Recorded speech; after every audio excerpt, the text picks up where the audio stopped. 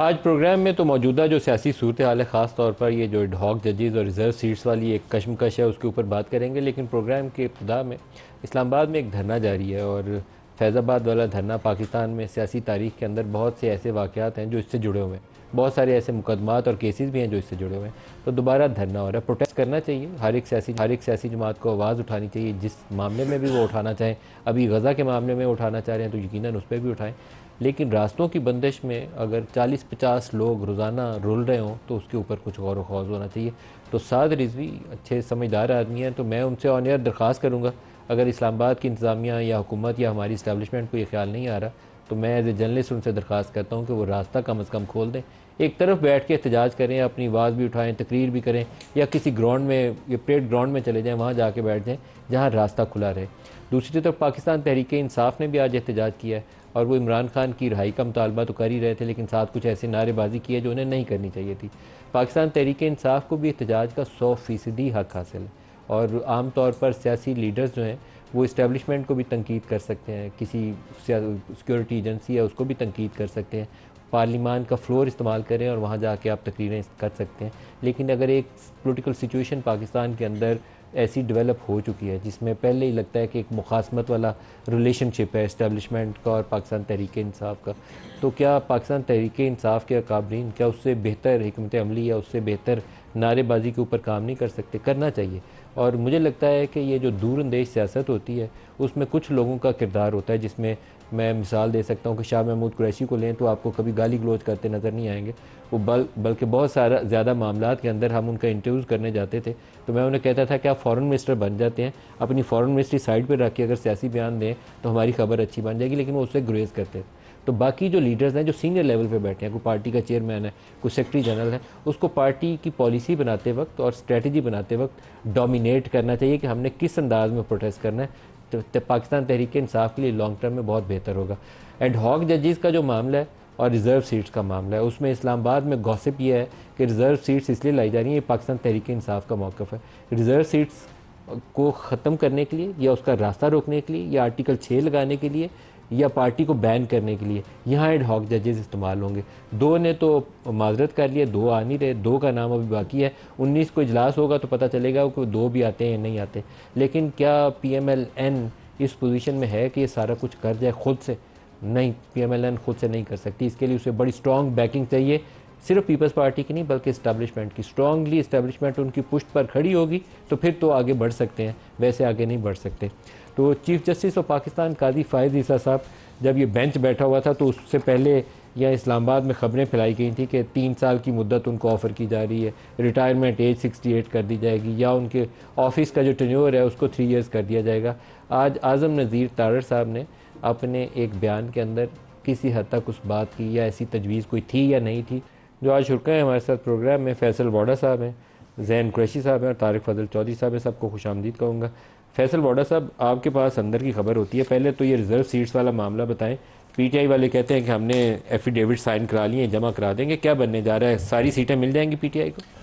बहुत शुक्रिया नदीम मलिक साहब। नदीम, देखिए 37 सीट्स के एफिडेविट जमा कराएं, जिसमें से 6-7 साइन सिग्नेचर्स मशकूक हैं। 6-7 मशकूक है? उस पर मशकूक हैं। और किस किस के मशकूक है?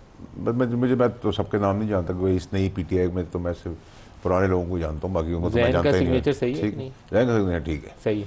मैं हुई नहीं, ठीक है, मैं 39 में हूँ। सुने, उसके बाद फिर एक फॉरवर्ड ब्लॉक की बात हो रही थी। उस फॉरवर्ड ब्लॉक की अब इतनी ज़रूरत इसलिए पेश नहीं आ रही, उसमें भी फ़िल्टर होगा क्योंकि दूसरे बैक एंड पे 2/3 मेजॉरिटी की भी एक कहानी चल पड़ी है। अब आप 2/3 कहाँ से आ गई जी? सर अभी तो आप लोग सियासत में वो देख रहे हैं जो ऑप्टिक्स में नजर आ रहे हैं। नहीं, कहाँ से समझाएं पहले, क्योंकि ये गॉसिप के लिए ठीक है। देखिए, इनके 41 बंदे हैं, 41 में से 37 कहते हैं दस्तखत हो गए हैं, 4 बंदे बाकी हैं, 4 आगे पीछे कर लेंगे, उससे 2/3 तो नहीं होती। देखिए सर इस मुल्क के अंदर ज़मीर बिकता है, लोग बिकते हैं, कैसी बातें कर रहे हैं आप? नामुमकिन नहीं है। और बहुत सारी पोलिटिकल पार्टी है, बहुत कुछ और क्या होगा बताए मुझे? बहुत कुछ पॉसिबिलिटीज है। ये आप हवा में छोड़ रहे हैं। आप क्या कहते हैं 40 बंदे बिक जाएंगे PTI? 40 मैं PTI के तो मैंने कहा उनकी आपको फॉरवर्ड ब्लॉक की भी उतनी शिद्दत ज़रूरत ही नहीं है, जितनी ज़रूरत है उसके बगैर 2/3 नहीं होती, रूल आउट। तो आप देख लेते रहे सर, आप भी यही हैं, घोड़ा भी यही है, घास भी यही है, मैदान भी यही है।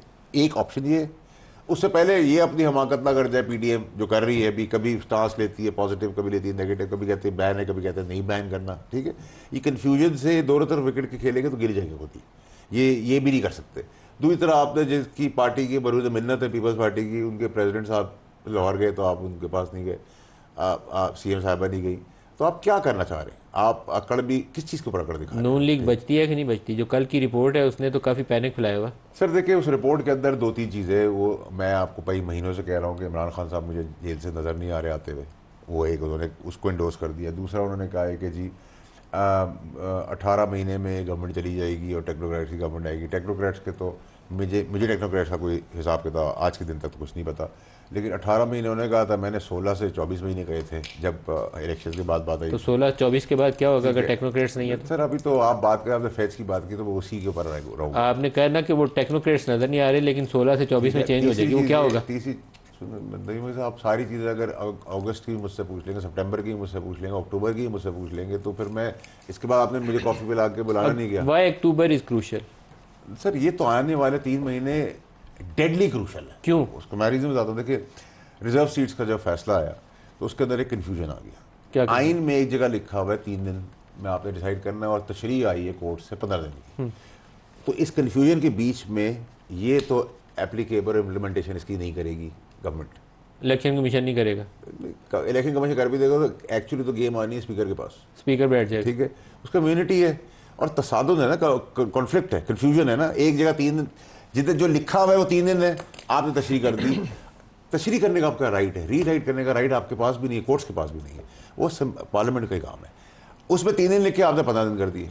तो ये कन्फ्यूजन के अंदर इम्प्लीमेंटेशन तो करनी गवर्नमेंट ने, वो नहीं करेगी क्योंकि उसके पास भी मेरिट है, वो डिले करेगी। 90 दिन में आपने इलेक्शन कराने थे KPK के अंदर और उधर लाहौर में, पंजाब में करा दी थे आपने। शब खून मारा गया था, आइन की धज्जियाँ उड़ी थी, कुछ किया था उसके बाद? सजाएं हुई किसी को? नहीं हुई, ठीक है। आपने इंटरव्यू के लिए हमें बुला लिए, आप हैं एंकर, हम गेस्ट भी पहुंच गए। कैमरा मैन कहता है 1 घंटे के बाद मैंने रोल ही नहीं किया कैमरा, क्या करेंगे? जान से मार देंगे इसको। वो कहेगा मेरे टेक्निकल वजह है, मैं प्लग में करंट नहीं है। हुकूमत सुप्रीम कोर्ट जो मर्जी ऑर्डर करे इंप्लीमेंट नहीं करेगी, ये बता रहे हैं आप? सर क्योंकि आइन में कंफ्यूजन क्रिएट हो गया ना, जो तो लिखा हुआ है कि हुकूमत अमल दरामद नहीं करेगी। मैं तो और क्या फारसी में बोल रहा हूं, सीधा बताएं सर, सीधा ही बता रहा हूं। कंफ्यूजन ना कह के हुकूमत ने तय कर लिया कुछ नहीं करना। हुकूमत ने तय बेसिस पे किया है ना सर। हुकूमत की भी गर्दन फंसाने से पहले मैं ये तो बताऊंगा ना कि उसमें लिखा हुआ 3 दिन है और 15 दिन की तशरीह आ गई, तो उसमें कंफ्यूजन का फायदा उठाते हुए करेंगे। जैन साहब, ये आपने खबरें सुननी है फैसल वाडा साहब से। सर अर्ज ये है पहले तो आप बताएं आपका फॉरवर्ड ब्लॉग कौन सा है, कौन से बंदे आपके टूटे हैं, किसके मशकूक दस्तखत हैं? सर मैं ये अर्ज करूं कि फैसल भाई के पास खबरें होती हैं, वो उनका जवाब वो खुद ही दे सकते हैं। मैं तो फैक्ट्स पे बात आपके मशकूक बंदे हैं पार्टी? फैक्ट्स सर इसके ये हैं कि हम दो ग्रुप्स में हमें सुप्रीम कोर्ट ने डिवाइड कर दिया। 39 हम वो हैं जिनको पाकिस्तान तहरीक इंसाफ तस्लीम कर लिया गया है, अल्हम्दुलिल्लाह से मेरा भी उनमें शुमार है, तो हमारा तो चैप्टर हो गया क्लोज। आप मशकूक में शामिल पाकिस्तान तहरीक इंसाफ बन चुके हैं, ठीक है। 41 वो जिनको भी नहीं पता था, इनको तोहफा मिला। 41 वो थे जिनको, जैसे ये दुरुस्त फरमा रहे हैं, 15 दिन की मोहलत दी गई कि 15 दिन के अंदर अंदर उन्होंने अपने एफिडेविट जमा कराने हैं। एज पर माई रिकॉर्ड 37 जमा करा दिए गए हैं, ऑलरेडी जमा हो गए हैं। इलेक्शन कमीशन में हमने जमा करा दिए हैं।